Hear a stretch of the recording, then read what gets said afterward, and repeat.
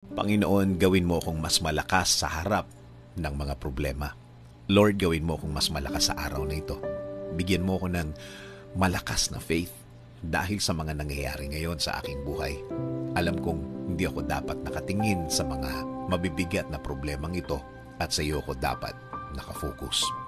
Ilagay mo sa aking puso at isipan ang iyong pagmamahal at pag-aalaga. I-remind mo ako palagi na hindi mo ako pababayaan, na hindi mo ako hahayaang malagay sa isang sitwasyon na iiyak ako ng iiyak dahil sa hirap. Alam kong babaguhin mo ang bawat araw ko.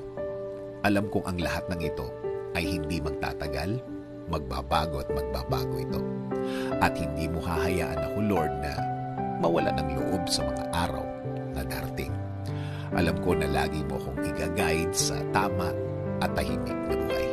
Lagi mo akong i-remind, Lord, na marami ka nang naitulong sa akin, na hindi mo ako pinabayaan ng mga araw na ako'y nahihirapan.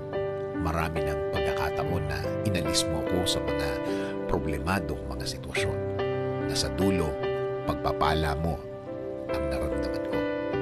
Alam ko this faith of mine can move mountains, na hindi ako dapat papadaya sa aking nakikita, na dapat mag-focus ako sa iyong blessings na laging available para sa akin at sa aking mga mahal sa buhay. Alam ko din, Lord, na andyan ka na magsimula ang mga problemang ito. At alam ko na nakikita mo ang mga problemang ito mula nang ito'y magsimula. At alam ko na hindi mo nahahayaan maging mas grabe pa ang nararamdaman ko ngayon. Wasak-wasak man ang mga nasa harapan ko, alam ko mabubuo ang lahat. Alam kong gagawin mong okay na naman ang lahat. Kaya, Panginoon, alam kong hindi ito ang dulo ng bawat nangyayari ngayon. Alam kong aalis ako sa sitwasyon na ito na mas matibay at mas malakas.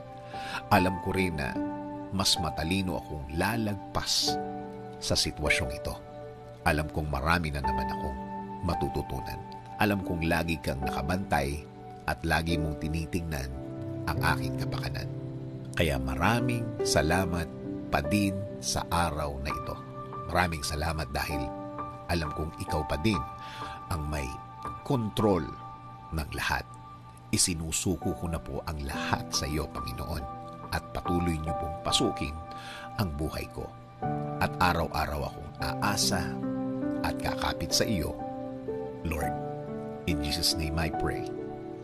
Amen. Sabi nga sa 2 Samuel